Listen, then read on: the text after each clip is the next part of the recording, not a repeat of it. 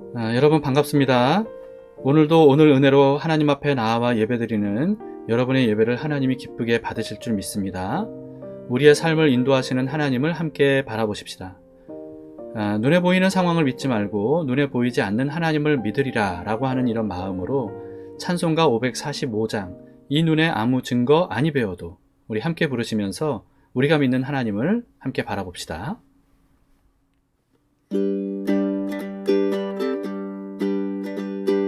이 눈에 아무 증거 아니 배워도 믿음만을 가지고서 늘 걸으며 이 귀에 아무 소리 아니 들려도 하나님의 약속 위에 서리라.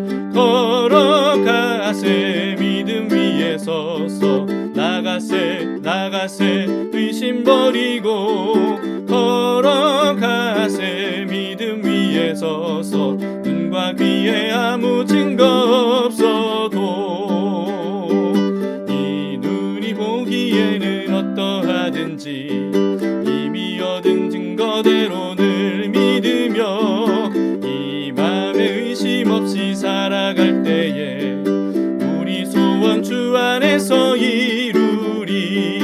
걸어가세 믿음 위에 서서 나가세 의심 버리고 걸어가세 믿음 위에 서서 눈과 귀에 아무 증거 없어도 주님의 거룩함을 두고 맹세한 주 하나님 아버지는 참 미쁘다. 그 귀한 모든 약속 믿는 자에게 능치 못할 무슨 일이 있을까. 걸어가세 믿음 위에 서서 나가세 의심 버리고 걸어가세 믿음 위에 서서 눈과 귀에 아무 증거 없어도 걸어가세 믿음 위에 서서 나가세 의심 버리고 걸어가세 믿음 위에 서서 눈과 귀에 아무 증거 없어도.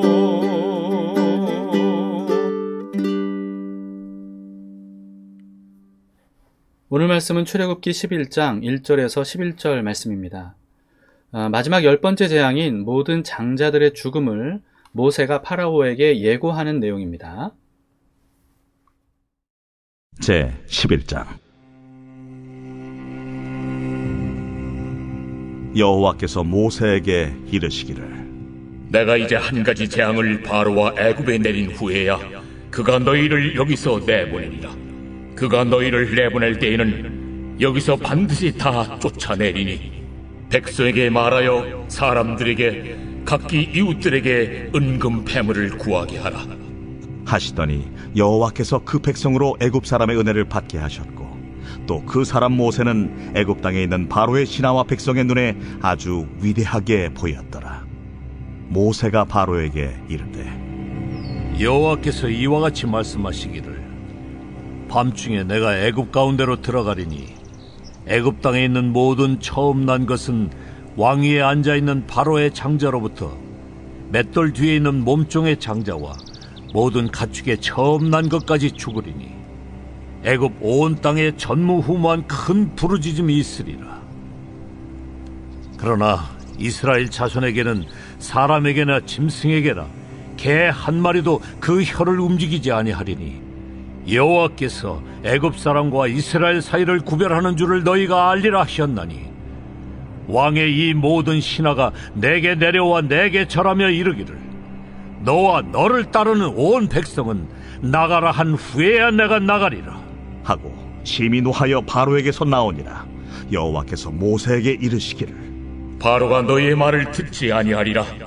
그러므로 내가 애굽 땅에서 나의 기적을 더하리라 하셨고 모세와 아론이 이 모든 기적을 바로 앞에서 행하였으나 여호와께서 바로의 마음을 완악하게 하셨으므로 그가 이스라엘 자손을 그 나라에서 보내지 아니하였더라.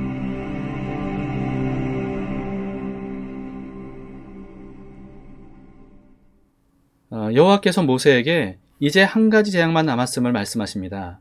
마지막 이 재앙을 내리면 파라오가 비로소 이스라엘을 보내줄 것이다 라고 하시면서 이스라엘 백성들이 이집트인들에게 은금 패물을 구하게 하라고 말씀하셨어요. 이집트인들은요, 그동안 9가지 재앙으로 인해서 모세와 이스라엘의 하나님에 대한 두려움이 가득해졌을 거예요. 그로 인해서 얼마 전까지만 해도 노예로 부리면서 학대했던 히브리인들인데 이들에게 더 이상 함부로 대하지 못하고 말도 조심할 정도로 공포의 대상이 됐을 거라는 거죠. 얼마나 두려웠으면 히브리 노예들이 은금 패물을 달라고 하는 대로 순순히 다 내어주겠습니까?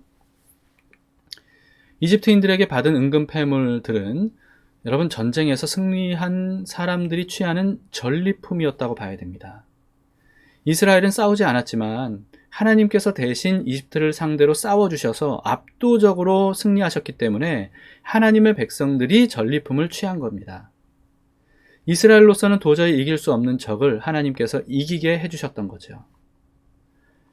덕분에 그동안 억압과 착취와 학대를 받아왔던 이스라엘 사람들은요, 승리의 기쁨으로 충만해졌을 겁니다.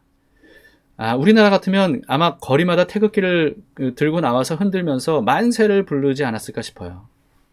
근데 이스라엘은 아마도 할렐루야를 외치지 않았을까 싶습니다.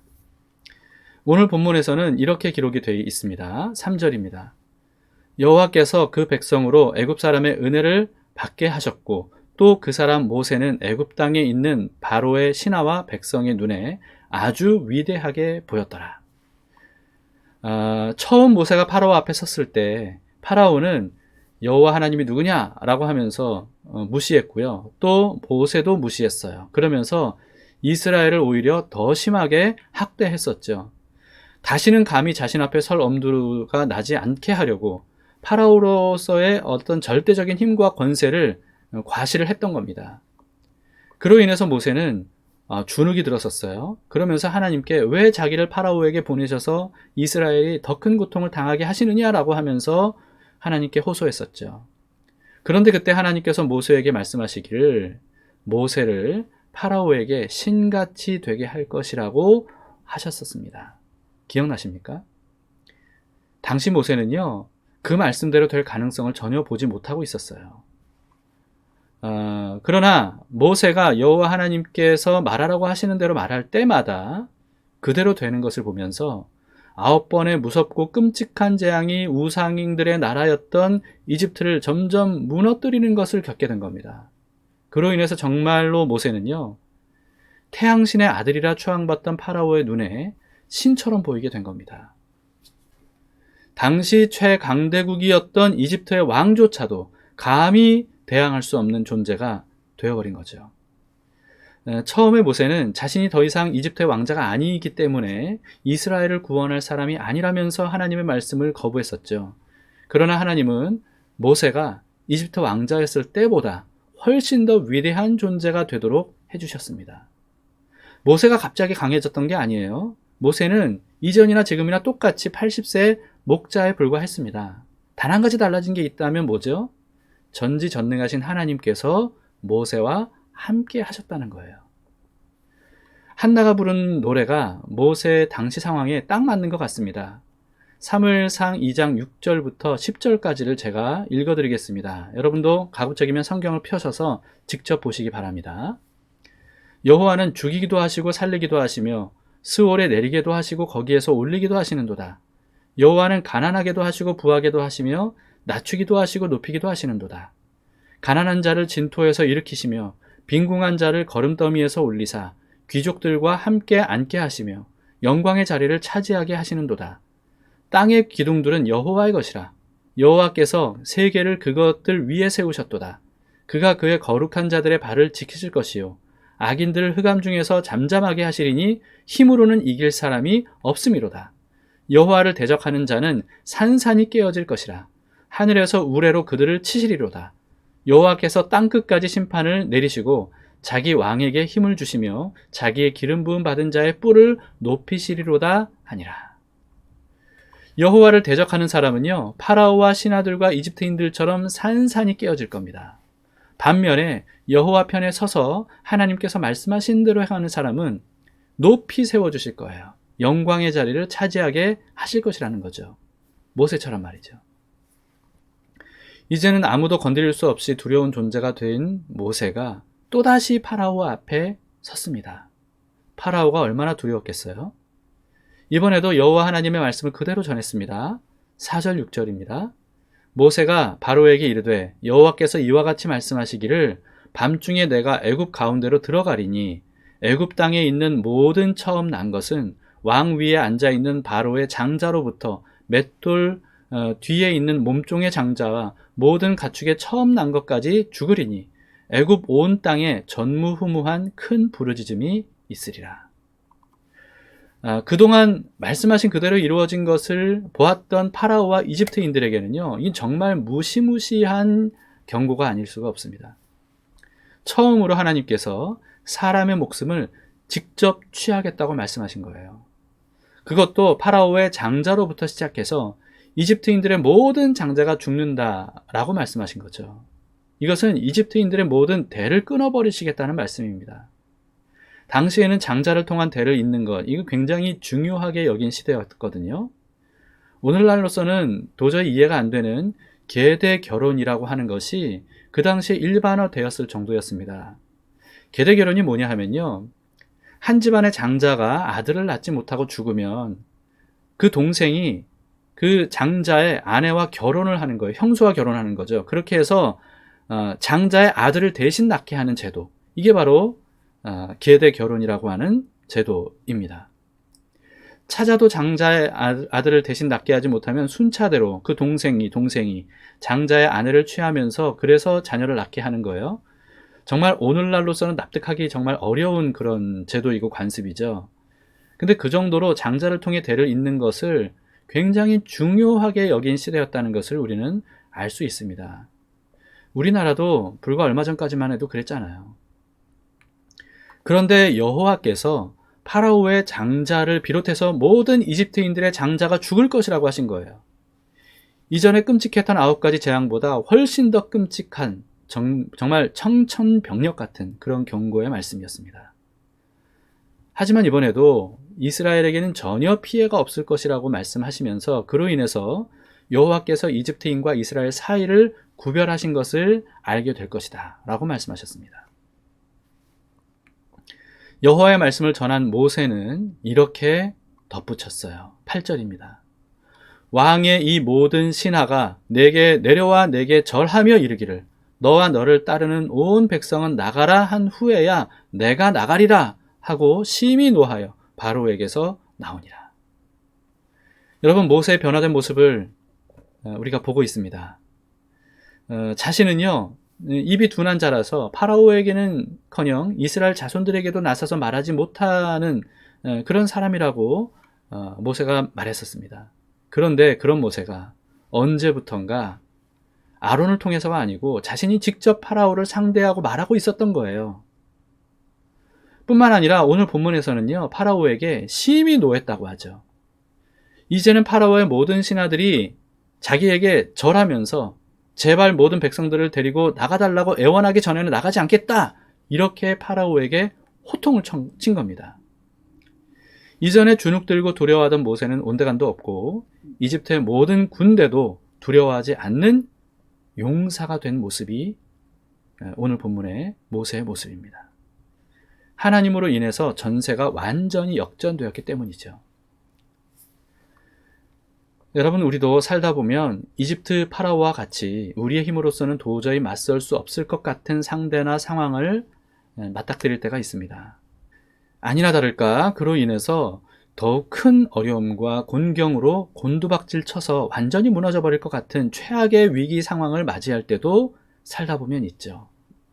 그럴 때 우리는 절망하고 낙심한 채 자포자기할 것이 아니고요, 전지전능하신 우리 하나님 아버지께 달려가서 그 상대와 그 상황을 하나님께 맡겨야 합니다.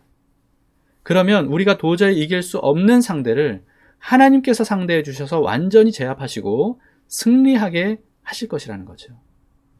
다윗은 자신을 압도하는 힘을 가진 대적을 여호와 하나님께서 압도적으로 제압해 주셔서 자신을 건져주시고 승리케 하셨다고 노래했습니다. 다윗의 시 18편 17절을 봅시다. 나를 강한 원수와 미워하는 자에게서 건지셨으며 그들은 나보다 힘이 세기 때문이로다. 저는 18절만 읽었지만요, 그 앞뒤 내용들을 보시면 하나님의 압도적인 적들에 대한 승리를 노래하고 있음을 볼 수 있습니다. 예수님은 모든 사람들이 절대로 거역할 수 없었던 죄와 사망의 권세를 십자가와 부활로 완전히 제압해 주셨어요. 그리고 거기서부터 우리를 건져 주셨죠. 죄와 사망으로부터 우리를 건져 주신 겁니다. 궁극적인 승리를 우리에게 안겨주셨던 겁니다. 하물며 여러분, 그 이하 어떤 권세와 능력이 예수님을 이기고 우리를 꺾을 수 있겠습니까? 아무도 없고요, 아무것도 없다는 거예요. 하나님은 이미 예수 그리스도의 이름을 가진 우리를 악한 영들의 세계에서 신처럼 두려운 존재가 되게 해주셨습니다. 여러분, 이 사실을 믿으시기 바라요. 우리가 믿고 의지하는 예수 그리스도의 이름 앞에서 대항할 수 있는 권세는 아무도 없습니다. 그렇기 때문에 아무것도 염려하지 말고 두려워하지 말고 하나님께서 주신 승리를 만끽하면서 우리는 전리품을 취하면 됩니다. 그리고는 하나님께 찬양과 영광을 드리면 되는 거죠. 두려워하던 우리에게 승리를 약속하시면서 두려워하지 말라라고 말씀하시는 하나님의 음성에 우리가 믿음으로 반응할 수 있기를 바랍니다. 오늘 말씀에 꼭 어울리는 노래는요, 이제 역전되리라 라고 하는 노래이지만 사실 이 시간에 함께 부르기에는 무리가 되는 그런 곡입니다. 영상 오른쪽 상단에 나오는 카드를 누르시거나 또는 제가 남긴 댓글에 링크를 눌러서 여러분 이 노래를 꼭 듣고 함께 불러보시기를 바랍니다. 지금 이 시간에는 그 대신에 보라 너희는 두려워 말고 이 노래를 우리 함께 힘차게 부르시겠습니다.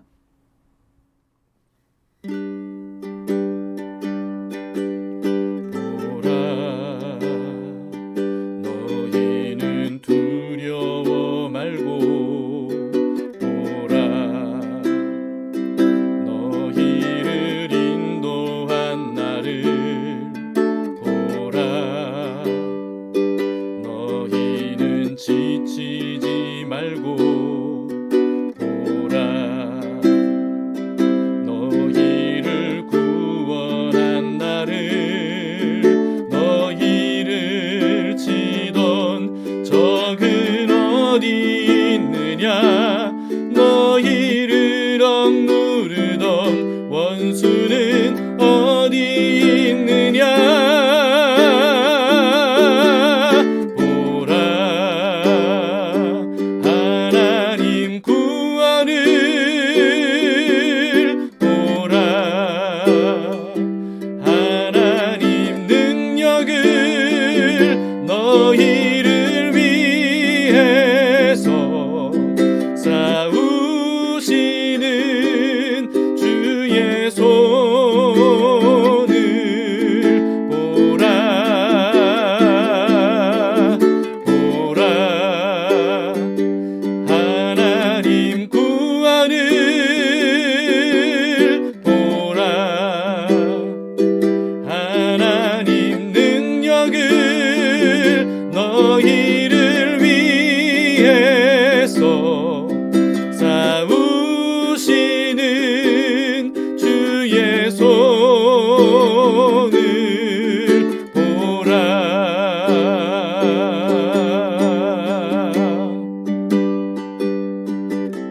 보라 너희는 두려워 말고 보라 너희를 인도한 나를 보라 너희는 지치지 말고 보라 너희를 구원한 나를 너희를 치던 적은 어디 있느냐 너희를 억누르던 원수는 어디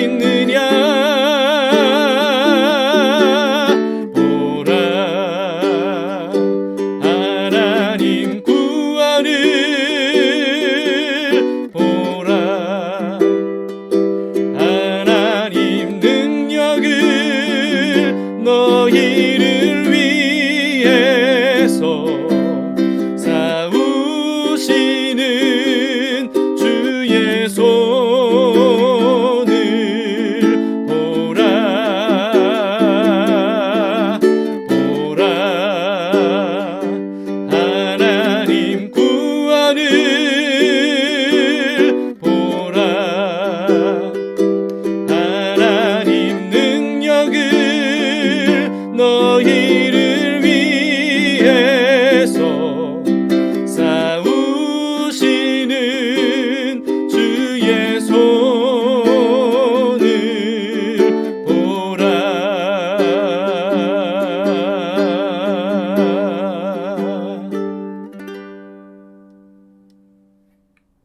함께 기도하시겠습니다. 하나님 아버지, 우리가 살다 보면 우리는 너무나도 연약하기 때문에 우리가 상대조차 할 수 없는 대적을 만날 때 두려워하며 주눅들 때가 많이 있습니다. 그런데 그때조차 우리가 두려워하지 않아도 된다고 말씀하신 하나님께 감사를 드립니다. 전지전능하시고 모든 만물을 다스리시고 통치하시는 하나님이 바로 우리의 아버지이시고 우리의 보호자이시고 우리의 삶을 인도하시는 선한 목자이시기에 우리를 거기로부터 건져주시고 하나님이 대신 상대해 주셔서 우리에게 승리를 안겨주신다고 약속해 주심을 믿습니다. 하나님, 모세가 처음에는 파라오를 두려워했지만 오늘 본문을 보건대 파라오에게 화를 내면서 그렇게 강하게 선포했던 것을 보았습니다. 하나님, 이와 같은 담대함이 우리도 가질 수 있도록 인도해 주시옵소서. 그래서 압도적인 힘으로 우리를 억누르려고 하는 이 세상의 영적 세력들과 그리고 세상의 모든 문화들과 그리고 이 세상의 모든 것들이 주님 앞에서 아무것도 아님을 깨닫고 우리가 담대히 맞서 싸워 나갈 수 있도록 도와주시옵소서. 그래서 하나님께서 하시는 일들이 어떤 일들인지를 보게 하시고 그로 인하여서 승리를 선포하며 주님의 이름으로 예수 그리스도의 이름으로 우리가 말할 수 있는 담대함이 있기를 원합니다.